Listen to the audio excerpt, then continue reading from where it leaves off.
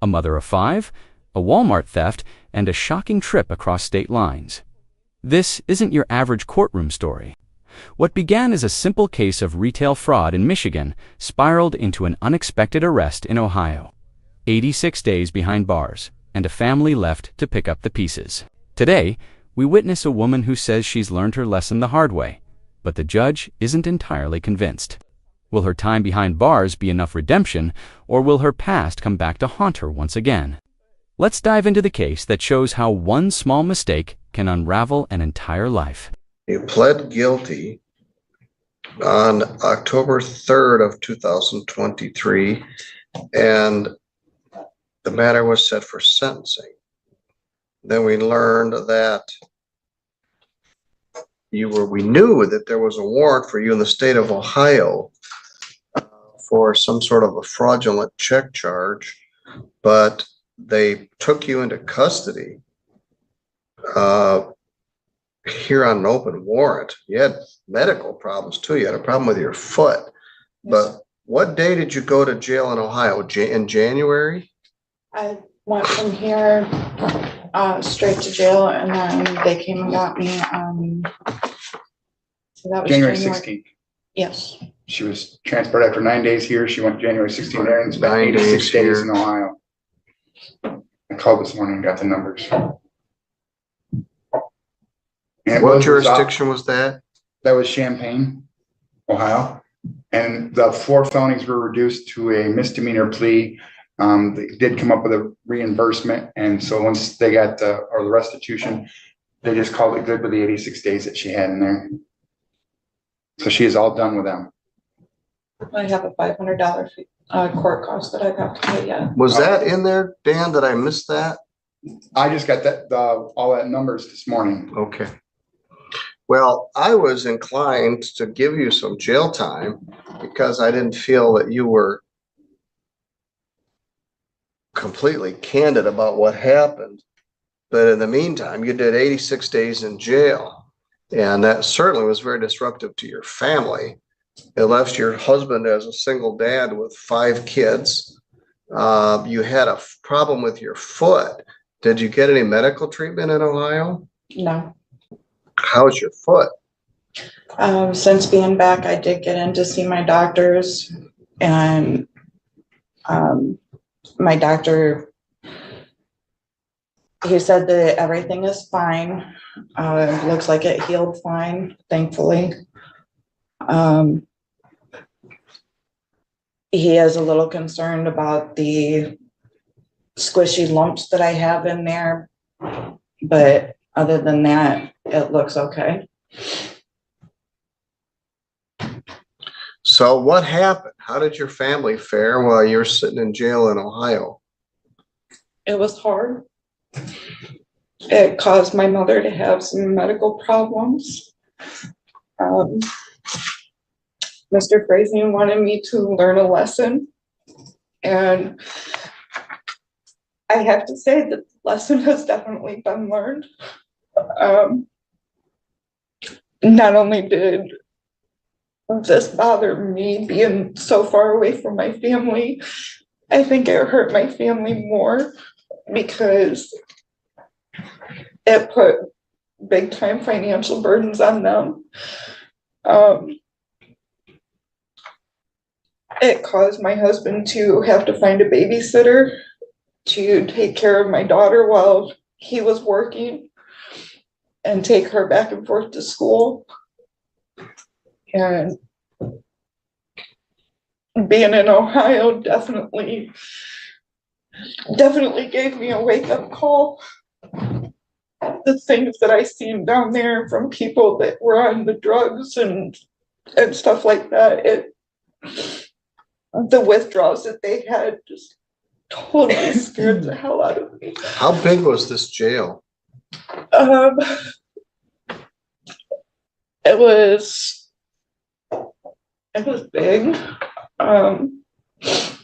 The women, we had two different, they called them pods down there.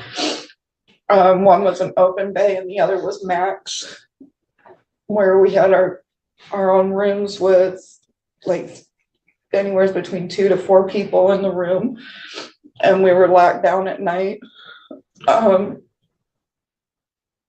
Watching you people. had never done much jail before. You had a history of stealing, 3 days, 9 days, 7 days, but you got a great big dose of reality courtesy of the state of Ohio. As she describes the toll her time in jail took on her family. It's clear this wasn't just a legal punishment, it was an emotional one. Her husband was suddenly a single father to 5 kids, struggling financially while she sat in a jail cell hundreds of miles away. What's striking here is how quickly personal mistakes turn into generational consequences. The judge acknowledges the hardship, but he's also aware she's been down this road before. Prior thefts, short jail stints, and yet, here she is again. Still, when she admits that her husband wants a divorce, you can feel her heartbreak. And when she says she doesn't regret taking responsibility, it raises a tough question. Can you truly change if you still justify the choices that brought you here?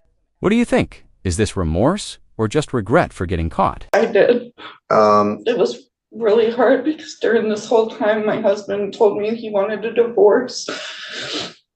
And Well, as I understand it, you ended up maybe carrying his freight. You took the lumps for what happened in Ohio, but I'm not sure that he wasn't.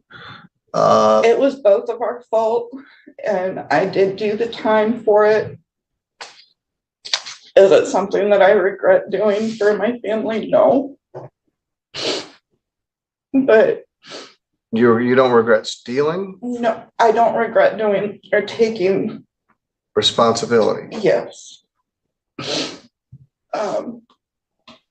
And there's no restitution here, correct? No, they told me, she said just now, she owed 500, but they told me when I spoke to No, her. here in St. Oh, Joe no, County. I contacted Walmart 3 times and Devlin never got back with me, so I guess because they got the material, all the stuff back, they probably called it good. Which is what I'm gonna do. You did 1 day at the front end and 9 days at the other end, which is 10 days. I was struggling on what I was gonna do because of the disruption to your family. I have, since being home, I have also started looking for employment. I am trying, even though being down there scared the hell out of me to the point I'm never wanting to do drugs, don't even want to talk about them, look at them, nothing. But as an addict, it is always going to be a part of my life. I am looking for some sort of programs that can help. Well, we used to have a very comprehensive and excellent embezzlers treatment program.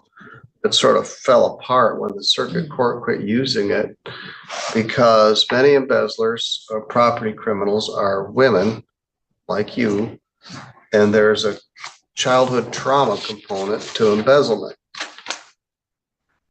And that's you. And if we sort of have a vestige of it, and I probably would have tried to put you in that program. And they can wait up to sometimes 4 or 5 months to get enough Yes. people to go. And so I'm just going to give you 10 days credit, 10 days. I'll just do the Michigan time, leaving 0 days to serve. The fine is 0. There's no restitution. You're barred from Walmart for 1 year. You must have admitted some criminal responsibility, which you said you did. So it wasn't just a mistake. But Ohio took their punishment. 10 days, credit 10 days, $275. I'll put you on a payment plan. I'm not going to do a probation. There's no money to collect. You just did 90 days in jail. I think you could probably benefit from the embezzlers program, but it's not what it once was, so I'm not going to order it. All right, I want you to go out to the counter. I'll help you. I'd like you to pay at least $50 per month. So you said how much? 50. 50 a month? Can you do that? Yeah. All right. Now you got to start over again. When did you get back? Mr. Gibson and I were in communication while you were gone, and We were gonna maybe even try to do it by Zoom from down there. I think we even had started the process. I And was released from down there on April 2nd. then he emailed me and said you were back. All right, you go out to the counter. We will set up a payment plan. And I suspect I won't see you again, which would be fine with me. If you do, it means I made a mistake by not putting you in the. In the end, the judge shows a surprising level of compassion. Instead of extending her sentence, he gives her credit for the 10 days served, waives, fines, and even skips probation, offering her one final chance to start over. But his warning is clear. If she ever returns, it means he made a mistake. It's a sobering end to a story about second chances, personal accountability, and how addiction, trauma, and desperation often walk hand in hand. The real test begins now, not in court, but in her everyday choices moving forward.